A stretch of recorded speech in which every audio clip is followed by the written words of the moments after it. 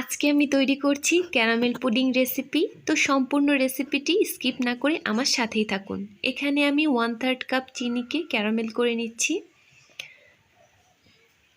চিনিটা ক্যারামেল হতে খুব একটা বেশি সময় লাগে না, 3 থেকে 4 মিনিটের মধ্যে হয়ে যায়। তবে এর মধ্যে কোনো পানি দেওয়া যাবে না, জাস্ট এটা এরকম ছেড়ে দিলেই ক্যারামেল হয়ে যাবে।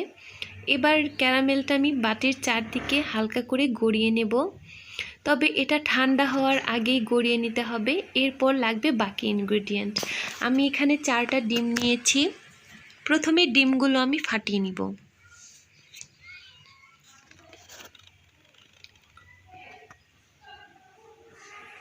আমি এখানে ব্রয়লারের যে সাদা ডিমগুলো পাওয়া যায় এগুলো নিয়েছি। এগুলোর সাইজ বেশ বড় থাকে, তো আপনারা চাইলে দেশি মুরগির ডিম কিংবা হাঁসের ডিম দিয়েও করতে পারেন।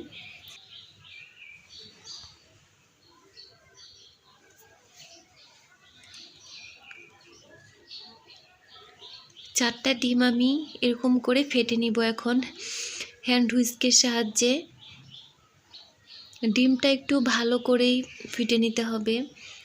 যাদের বাসায় এরকম হ্যান্ড হুইস্ক থাকবে না তারা কাঁটা চামচ দিয়েও করতে পারেন। তো এটা আমি ভালো মতো ফিটে নিচ্ছি। এখন দেখুন আমি যে ক্যারামেলটা করেছিলাম এটা কিন্তু একেবারে সেট হয়ে গিয়েছে। এবার আমি এর ব্যাটারটা তৈরির জন্য প্রথমে চুলার মধ্যে গরম দিচ্ছি দুধের মধ্যে দিয়ে দিচ্ছি পরিমাণ মতো চিনি। আপনারা এখানে যতটুকু পরিমাণ মিষ্টি পছন্দ করেন ততটুকু পরিমাণ চিনি এখানে অ্যাড করে দিবেন। দুধটাকে জাল করে ঘন করে নিতে হবে। যদি আপনাদের দুধ 1 কেজি থাকে তাহলে হাফ কেজি করে নিতে হবে, 2 কেজি থাকলে 1 কেজি করে নিতে হবে। এরকম অর্ধেক করে নিলেই সেই পুডিংটা খেতে খুব বেশি মজা হয়। আমি পুডিংয়ের মধ্যে দিয়ে দিচ্ছি এলাচ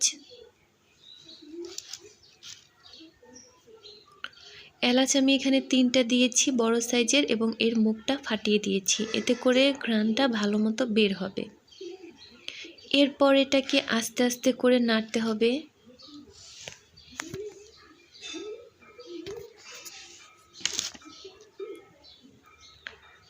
তারপর এটাকে নামিয়ে ঠান্ডা করতে দিতে হবে। ঠান্ডা করতে দিয়েছি এবং অন্যদিকে স্টিমের জন্য পানিটা রেডি করছি। পানিটা এমন মাপে নিতে হবে যাতে করে এরকম স্ট্যান্ড বসালে স্ট্যান্ডের নিচে পানি থাকে, স্ট্যান্ডের ওপরে পানি না আসে। এখন এটাকে আমি এরকম করে গরম দিয়ে রাখলাম। এরপর আমি বাকি ব্যাটারটা রেডি করব। এখানে আমি যে ডিমটা ফেটে রেখেছিলাম এখন সেটারই প্রসেস করা হবে।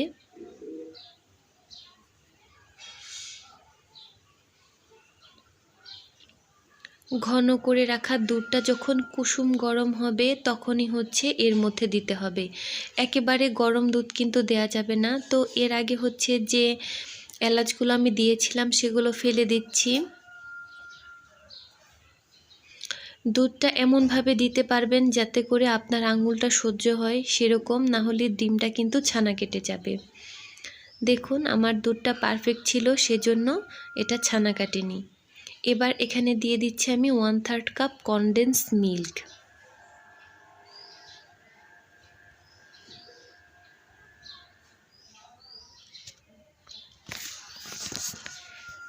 এখন এটাকে ভালো মতো মিশিয়ে নিতে হবে। তো আমি এটার সাহায্যে আবারও ভালো মতো মিশিয়ে নিচ্ছি।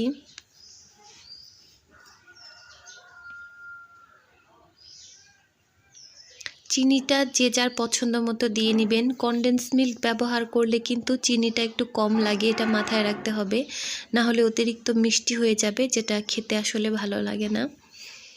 এবার এটাকে এরকম করে ভালো করে ফিটে নিচ্ছি।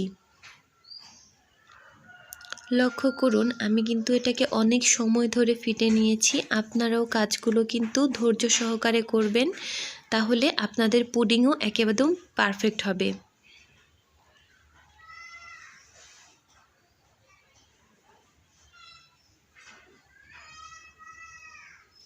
এরপর এই পুডিংটাকে ছেঁকে নিতে হবে। তো তো যে পাত্রে হচ্ছে পুডিং আমি পুডিংয়ের জন্য যে ক্যারামেলটা সেট করেছিলাম সেই পাত্রে আমি এরকম একটা ছাঁকনির সাহায্যে এই পুডিংয়ের মিক্সচারটা ঢেলে দিচ্ছি। এতে করে যে ডিমের অংশগুলো হচ্ছে ভালো করে ব্লেন্ড হয়নি সেগুলো এখানে ছেঁকে রয়ে যাবে। এতে করে পুডিংটা খেতে খুব মজা লাগবে এবং পারফেক্ট হবে।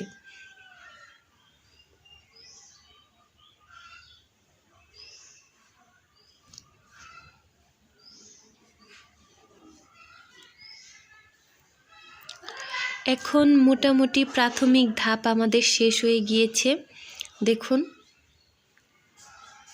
এখন পুডিংটাকে স্টিমারে বসানোর পালা। পানিটা এদিকে কিন্তু অলরেডি গরম হয়ে গিয়েছে। এখন আমি পুডিংয়ের পাত্রটা এর মধ্যে বসিয়ে দিচ্ছি এবং এর যে ঢাকনাটা আছে সেটাও এর মুখে লাগিয়ে দিতে হবে। এই তো এই বাটিটার ঢাকনাও আমি এর মুখে ভালো মতো লাগিয়ে দিচ্ছি, যাতে করে বলক চলে এলে পানিটা এর ভেতরে না ঢুকে যায়। এরপর হচ্ছে এটাকে এরকম করে লাগিয়ে দিতে হবে।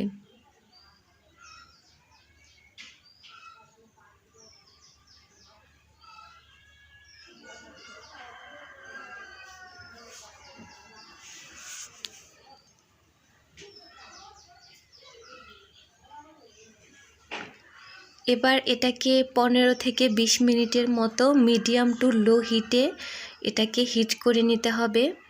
মিডিয়াম টু লো হিটে 15 থেকে 20 মিনিট পর হিট করার পর আমি চুলাটাকে বন্ধ করে দিয়েছি।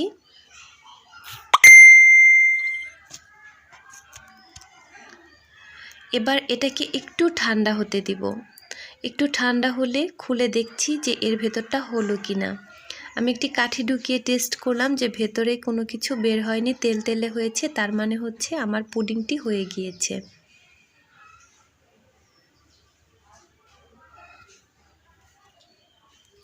এবার পুডিংটি আমি একটু ঠান্ডা করে নেব। এর ওপরে একটু ধরে দেখুন, এই যে তেল ছেড়ে দিয়েছে সুন্দর, এটা আর কাঁচা নেই।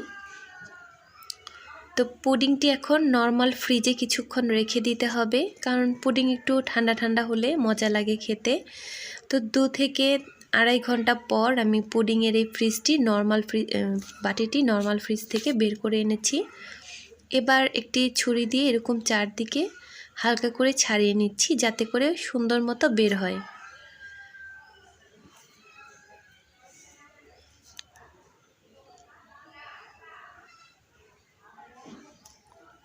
এরকম করে অবশ্যই ছাড়িয়ে নেবেন, এতে করে পুডিংটি সুন্দর মতো খুলে আসবে।